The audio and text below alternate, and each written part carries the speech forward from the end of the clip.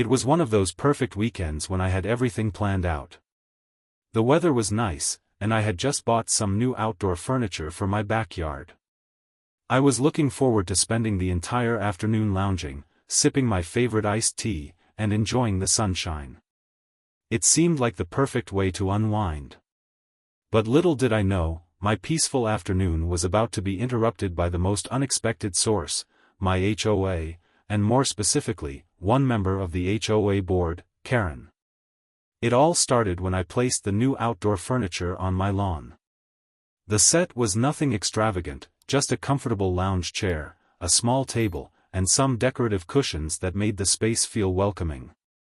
I had spent months planning how I wanted my backyard to look, and finally, it was starting to come together.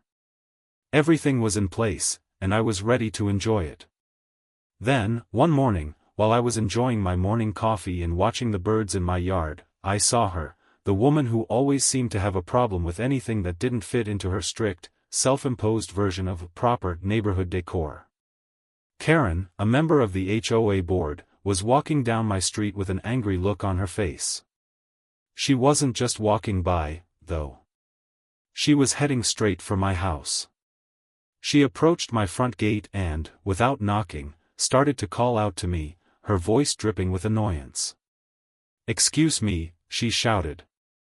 I walked up to the gate, wondering what could possibly be the issue now. "Hi, Karen," I said, trying to keep things friendly. "What's going on?" She didn't waste any time and got straight to the point. "I've noticed that you've set up outdoor furniture in your front yard." "I'm afraid that's against the HOA rules," she said, her tone blunt and disapproving. "It doesn't meet the aesthetic standards for our neighborhood. You'll have to take it down immediately." I stood there, stunned. I had heard of Karen being a stickler for rules, but this was a whole new level. My outdoor furniture wasn't ugly or disruptive in any way. It was just meant to make my yard more comfortable and enjoyable. I calmly explained that there were no clear rules in the HOA about front yard furniture, only about the backyard, and that too, when it came to things like large structures or sheds. Karen wasn't hearing any of it, though. She insisted that it didn't fit the community vibe and started listing off vague complaints about the furniture's design and positioning. She even went as far as saying it was a safety hazard, though I couldn't understand how a few chairs and a table could be dangerous. I decided to stand my ground. "I'm not taking it down," I said firmly. "There's no rule against having simple outdoor furniture in the front yard, and I'm going to keep it as is." Karen wasn't pleased, but she stormed off without saying another word. As soon as she left, I couldn't shake the feeling that she wasn't going to let it go that easily. And sure enough, a few days later, I got an official letter from the HOA. The letter stated that I was in violation of the community's standards and that I had to remove the furniture immediately or face potential fines. It was a shock to me, especially because no one had ever told me there was a specific rule about this in the first place. I thought about the situation for a while, then decided to do a little research. I began digging through the HOA's rules and regulations, and to my surprise, I found nothing that addressed the issue of outdoor furniture. In fact, the only rules related to the yard were about keeping the lawn tidy and not allowing any dilapidated structures or eyesores. But this wasn't a problem for me. My yard was well maintained, and the furniture was tasteful. Still, I didn't want to escalate things without understanding all my options. A week later, I received another letter from Karen. This time, it was more aggressive. It stated that I had failed to remove the furniture and was now facing a fine. She even threatened that the HOA would escalate the issue further if I didn't comply. It felt like she was trying to bully me into following her demands, and I wasn't about to back down. Instead, I wrote a detailed letter in response, explaining that I had followed all the HOA rules and that there was no mention of restrictions on outdoor furniture. I included copies of the HOA documents, highlighting the sections that did not mention furniture or front yard decorations. I sent the letter off with the intention of putting the matter to rest. But the situation didn't stop there. A few days after sending my letter, I was walking to my car when I noticed something strange. There, in the corner of my yard, was a pile of items, Karen's items. There were a couple of broken garden lights and a lawn chair tossed carelessly on my property. I recognized the items as being from Karen's yard because I had seen them on her property before. I didn't know what to make of it at first. Was this some sort of weird retaliation? Had she left these things on purpose? I wasn't sure, but I felt the need to take action. I took pictures of the items and decided to document everything. After all, if she was going to go after me over a harmless piece of furniture, I didn't want to let this strange behavior slide. The next time I saw Karen, I decided to confront her about it. When I brought it up, she seemed almost defensive, denying that she had anything to do with it.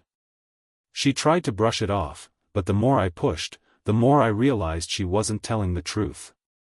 I told her I had pictures of the items in my yard and asked her to take them back. She wasn't happy, but she reluctantly agreed. It wasn't over, though. The situation was about to take a dramatic turn. Less than a week later, I received a visit from a contractor who was working on a project in the neighborhood.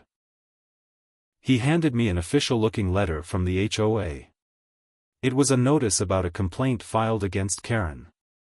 The letter mentioned that Karen had been violating community guidelines by making changes to her property without approval. It turned out that she had made several unauthorized alterations to her yard, including adding an unsanctioned storage shed and changing the landscaping. Now, she was the one facing the very issues she had tried to pin on me. The best part? The letter also stated that the HOA would be holding a meeting to discuss her violations. It seemed that Karen had finally gone too far. I couldn't help but feel a sense of justice. All along, Karen had been harassing me over a small matter, and now she was the one in trouble. It felt good to know that she would finally have to answer for her own behavior. In the end, I never had to remove my furniture. The HOA had to take a step back, and Karen was forced to clean up her own mess. It was a lesson in standing up for yourself and not letting people with too much power get away with bullying others. I realized that sometimes, when you're pushed into a corner, the best way to deal with the situation is to stand firm, know your rights, and let the truth take care of the rest. A few weeks passed, and the neighborhood seemed to return to its usual calm. I enjoyed my backyard, complete with the furniture that Karen had so vehemently wanted to remove. I started to feel that I had won, and the tension had finally subsided. However, life in an HOA community is rarely as peaceful as it seems. One evening, just as I was sitting on my porch enjoying the sunset, I noticed Karen walking down the street again. This time, however, she wasn't headed toward my house. Instead, she was talking to a couple of neighbors as she walked by. I couldn't hear what was said, but I could see her gesturing dramatically. Something was off. I couldn't shake the feeling that she wasn't done with me yet. The next day, I received an unexpected letter from the HOA. It wasn't about my furniture, thank goodness, but it was about a new complaint. The letter was vague, stating that a concern had been raised regarding my yard. Of course, this immediately caught my attention. I hadn't made any changes, and nothing in my yard had changed since I last heard from them. I opened the letter and read on. It seemed that Karen had gone behind my back and made an official complaint to the HOA. The complaint was about the positioning of my furniture, which she argued was out of line with the community's standards. She claimed that the arrangement of the furniture created an uninviting atmosphere and that my yard should have a more uniform appearance to match the rest of the homes. This time, she wasn't just complaining about the furniture, but she was questioning the entire aesthetic of my yard. I was furious. Karen was once again trying to make a mountain out of a molehill, and now it seemed like she was trying to drag others into it. I had had enough. I knew this wasn't just about the furniture anymore. It was personal. Karen was making it clear that she wanted me to either conform to her ideas or face continued pressure. But instead of letting my emotions control me, I decided to handle this the right way, calm, collected, and with a clear plan. I sat down with my neighbor, whose opinion I trusted, and asked for his advice. He had been living in the neighborhood for years and had seen HOA disputes come and go. He was also familiar with Karen's overbearing nature. "Don't let her bully you," he said, taking a sip of his coffee. "You have every right to make your property comfortable for you. If she's going to keep doing this, you need to stand up and show her that you're not going to back down. Just make sure you've got all the facts on your side." I felt a little better after our conversation. I knew I was in the right, and I had been following the HOA rules to the letter. So, I decided to take action. I wrote a carefully worded letter to the HOA, explaining that I had already addressed the concerns raised earlier and that the furniture in my yard was within my rights. I also added that Karen's continued complaints were becoming a personal vendetta, and I didn't want to escalate things further. I made sure to include photos of my yard and the furniture from various angles, proving that the setup was not intrusive, and in fact, enhanced the yard's aesthetic. I also included a copy of the previous correspondence, where I had already defended my right to have outdoor furniture in my front yard. I wasn't going to let Karen manipulate the situation. In the meantime, Karen kept up her campaign. She walked through the neighborhood, making little comments to other neighbors, and she even tried to get a few people on her side by complaining about my furniture. Her attempts to turn the community against me only made me more resolute. I was prepared to take this all the way if necessary, but I hoped it wouldn't come to that. The HOA's response was a bit delayed, but when I finally heard back, I was relieved to find that they sided with me. They informed Karen that there was no official rule regarding the positioning of outdoor furniture and that my setup was well within the neighborhood guidelines. They also advised her to focus on more important matters than getting involved in petty disputes. It felt like a small victory, but it was a victory nonetheless. Karen, however, wasn't one to admit defeat so easily. She continued to make little digs, but this time, I didn't let her words bother me. I had done my research, I knew my rights, and the HOA had made it clear that I wasn't in violation of any rules. Despite all the drama, things started to calm down. Karen seemed to back off a little, realizing that her tactics weren't working. The complaints stopped coming, and the neighborhood slowly returned to a more peaceful state. As for me, I continued to enjoy my outdoor furniture, my peaceful yard, and my newfound sense of confidence in standing up for myself. Looking back on the whole ordeal, I realized that sometimes it takes standing your ground and knowing when to fight for your rights.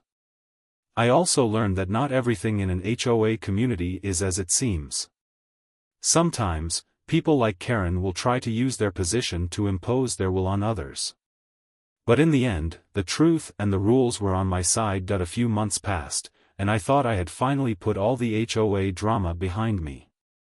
The neighborhood seemed calm again, and I was back to enjoying my yard without the constant stress of dealing with Karen. But life, as it always does, had a way of throwing one last curveball my way. One sunny afternoon, I was out mowing my lawn, enjoying the peacefulness of the day when I noticed a police car parked across the street. My heart sank. I knew right away that something was wrong. I wasn't sure if it was a routine check or if something more serious was happening, but I decided to keep my distance and finish mowing. As I was wrapping up, the police officer walked over to my gate, and I could see that he was looking in my direction. He looked familiar, one of the officers who had visited before during the initial Karen confrontation. He raised his hand to wave at me, and I waved back, slightly puzzled. "Hey, how's it going?" the officer called out, walking toward me. "Good, just finishing up here." "What's going on?" I asked, wiping sweat from my brow. "I just need to check on something," he replied. "We got a call about a possible violation of property rules. It seems there's a complaint about your outdoor furniture again." I stared at him, unable to believe it. Was this really happening again? Karen was still going after me, even after everything that had happened. The officer explained that Karen had called the police, claiming that I had somehow violated neighborhood codes by having the furniture on my property. She argued that it was causing a disturbance, and was not aesthetically pleasing. At this point, I could hardly believe the audacity. I had already dealt with Karen's complaints through the HOA, and they had sided with me. But now, she was trying to escalate things by involving the police? I explained the situation to the officer, emphasizing that the furniture was perfectly legal and that I had already received approval from the HOA. The officer seemed understanding, but he still had to follow up on the complaint. I understand, the officer said after listening to my side. But I still need to speak with Karen and verify the details of this complaint. As frustrating as it was, I knew there was nothing I could do. The officer left, and I felt a wave of stress wash over me. Karen was clearly not going to let it go, and now she was involving the authorities. I had already stood my ground once, but I wasn't sure how much more I could take. A few hours later, the officer returned, and this time, he had a different tone. I spoke with Karen, he began. She claims the furniture violates some sort of aesthetic standard, but after reviewing everything, I have to tell you, there's nothing illegal about it. You're within your rights to have whatever furniture you want on your property. I let out a deep breath, feeling some relief. But then the officer added, however, Karen has taken this even further. She's demanding that you remove the furniture and threatening to take legal action if you don't comply. It's starting to become a personal issue for her. At this point, I knew it was no longer about furniture or the HOA. Karen had made it a personal battle, and I was just her latest target. I thanked the officer for his understanding and assured him I wouldn't be removing anything from my property. That evening, as I sat down for dinner with my family, I couldn't help but feel defeated. The ongoing conflict with Karen had drained me mentally and emotionally. Every time I thought it was over, it flared up again. I began to wonder if I was fighting a losing battle, but then, I remembered something my neighbor had told me: the only way to truly win with people like Karen is to stand firm in your rights. The next day, I decided to take a more proactive approach. I called a lawyer. I wasn't about to let Karen turn my life into a never-ending battle over something as trivial as outdoor furniture. The lawyer I spoke to was understanding of the situation and advised me that, as long as the furniture was not obstructing public access or violating any actual laws, I had every right to keep it. The HOA had no jurisdiction over this kind of personal decision, and I didn't have to worry about Karen's threats. My lawyer also suggested that I file a formal complaint against Karen for harassment. It wasn't something I wanted to do, but I was beginning to realize that Karen's actions weren't just a nuisance, they were an intentional attempt to make my life difficult. As I mulled over the idea, Karen made one last attempt to escalate things. A few days later, I received yet another letter from the HOA. This time, it was clear they were getting frustrated with Karen's relentless complaints. The letter stated that the HOA was aware of her repeated actions and was advising her to resolve the issue amicably or face potential disciplinary action. The HOA also reminded her that they had no authority to regulate the furniture situation, and her personal complaints were not sufficient to change anything. It was a bittersweet victory, but it felt like the end was in sight. Karen, for all her efforts, had failed. I had stood my ground, and the support from the HOA and the law had given me the confidence to weather her constant attempts to control my property. I realized that sometimes, dealing with entitled people like Karen requires not just following the rules, but refusing to let them bully you into submission. After that, things did quiet down for a while. Karen didn't harass me again, and the HOA moved on to other matters. I continued enjoying my backyard, knowing I had taken the right steps to protect my home and my peace. The lesson I learned was simple but powerful: sometimes, you have to stand up for what's yours, even when it feels like the whole world is against you. Months passed, and life started to return to a sense of normalcy. My backyard was my sanctuary again, and Karen's relentless pursuit of power seemed to have finally subsided. But as anyone who has lived in a tight-knit community knows, peace is often temporary. It wasn't long before I received another unexpected knock on my door. This time, it wasn't Karen. Instead, it was one of my neighbors, a woman I had only exchanged brief pleasantries with in the past. She stood there with a concerned look on her face and held a small envelope in her hand. I opened the door, and she handed it to me without saying much. "Is everything okay?" I asked, noticing the serious look in her eyes. She nodded slowly, but her expression suggested something wasn't right. "I just wanted to give you this," she said before walking back down the driveway. "You should probably read it." I closed the door and opened the envelope. Inside was a letter, this time from a local law firm. My heart dropped as I read the contents. It was from Karen. She was suing me. It was hard to process the news. How could this possibly be happening? I had already won the fight with the HOA, and Karen had backed down after her ridiculous attempts to get my furniture removed. What more did she want from me? The letter was filled with claims that were almost unbelievable. Karen was alleging that my outdoor furniture was an illegal structure, and that it obstructed the view of other properties. She even claimed that the placement of my furniture violated neighborhood aesthetic rules that, once again, didn't exist. The suit demanded that I remove all the furniture immediately, along with a hefty fine for each day it remained in place. I stared at the letter for a while, wondering what Karen's next move would be. It seemed that no matter how much I tried to put the issue to rest, she wasn't going to let it go. But one thing was clear, I wasn't going to let her win. I took a deep breath and reached for my phone. I needed legal help, and I needed it fast. I immediately called my lawyer, who had already helped me with the previous HOA disputes. After explaining the situation, he assured me that this lawsuit was nothing more than a harassment tactic. "She can't just file a lawsuit over something that isn't illegal," he said. "But we'll need to go through the proper channels to make sure this is settled once and for all." My lawyer advised me to gather all the evidence I had, including the HOA's previous letters confirming that I was within my rights to keep my furniture.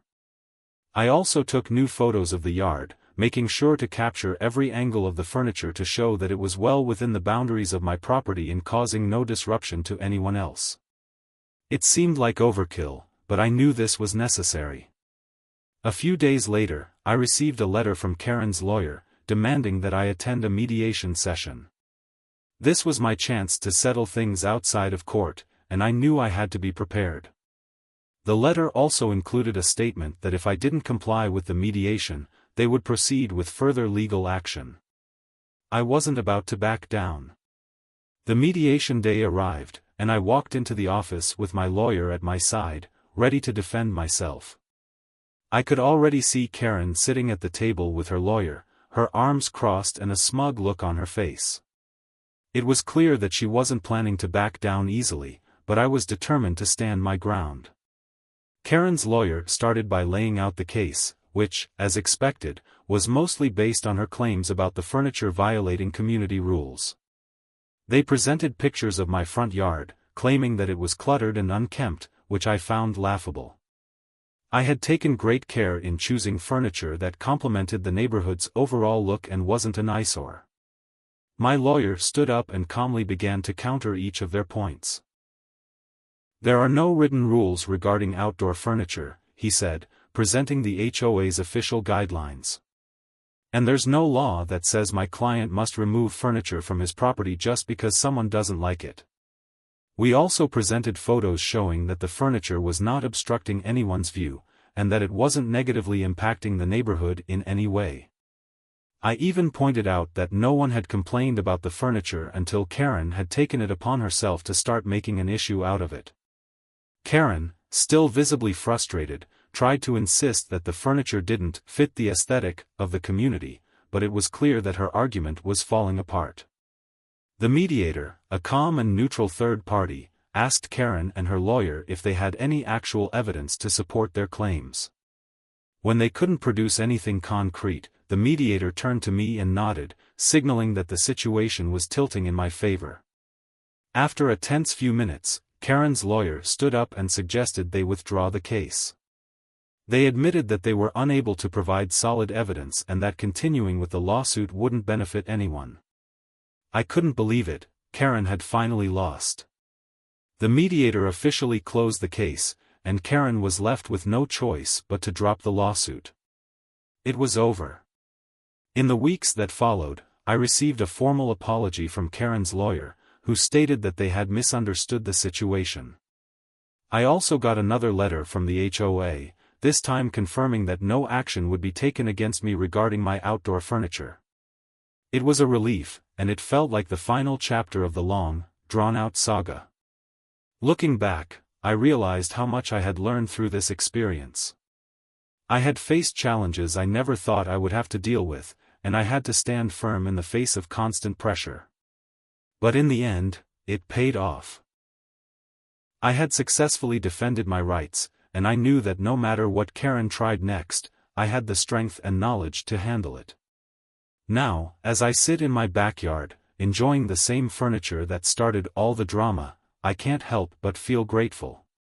Grateful for my perseverance, my lawyer, and for the reminder that standing up for what's right is always worth it. In the end.as time passed, the neighborhood slowly returned to its peaceful, ordinary rhythm. Karen had disappeared from the picture, and I was finally able to relax without the looming threat of more complaints or lawsuits. It felt like a weight had been lifted off my shoulders, and for the first time in a long while, I could truly enjoy my yard and my home without feeling like someone was watching, waiting for a reason to start a fight. But the experience wasn't one I would forget anytime soon. It had taught me some important lessons about standing up for myself and my property, even when the odds seemed stacked against me. I had learned that when faced with relentless pressure from someone who believed they could control everything, the only thing I could do was stand firm, armed with knowledge and confidence. The HOA, for all its flaws, had ultimately sided with me, and that meant a lot. It wasn't just about the furniture or the property anymore, it was about my rights as a homeowner. Karen's attempts to manipulate the situation had only made me more determined to protect what was mine. I realized that sometimes people like her can't be reasoned with, they only respect strength and resolve. Over time, other neighbors stopped by occasionally, and I'd have casual chats with them. Most had heard about the drama and were curious about how things had turned out. Some even confessed that they had been secretly rooting for me, especially when they realized just how unreasonable Karen had been. The whole neighborhood seemed to breathe a collective sigh of relief once the drama was over. It felt good to know that, despite the battles I had fought, I wasn't alone in this. There were others who saw what I had gone through and understood why I had stood my ground. In the end, Karen's harassment had turned out to be a lesson for both of us. For me, it was a reminder that sometimes, standing up for yourself means fighting a battle you never expected to face. For her, it was a harsh realization that she couldn't bully everyone into submission, especially when she was in the wrong. A few months later, I received a letter from the HOA, a simple note confirming that Karen had resigned from her position on the board. It seemed she had become too much of a liability for the HOA, especially after her repeated, unwarranted complaints. It felt like the final piece of the puzzle, knowing that she would no longer have the power to make others' lives miserable. Life returned to normal, and I continued to enjoy my backyard, as I always had. The furniture remained in place, just as it had when I first set it up. It was a small victory in a long journey of learning how to stand up for myself, and it gave me a newfound appreciation for the peace that comes after a battle. As I sat there in my comfortable chair, sipping my iced tea and watching the sunset, I realized something. In the end, it wasn't about the furniture at all. It was about what that furniture represented, my right to create my own space, to live peacefully in my home, and to protect the things that mattered to me. The lessons I had learned weren't just about property rights or HOA rules, they were about knowing when to fight, when to stand firm, and when to let go. And as I looked out over my yard, I felt a sense of peace I hadn't felt in a long time. Karen may have tried to take that peace away from me, but in the end, she had only made it stronger.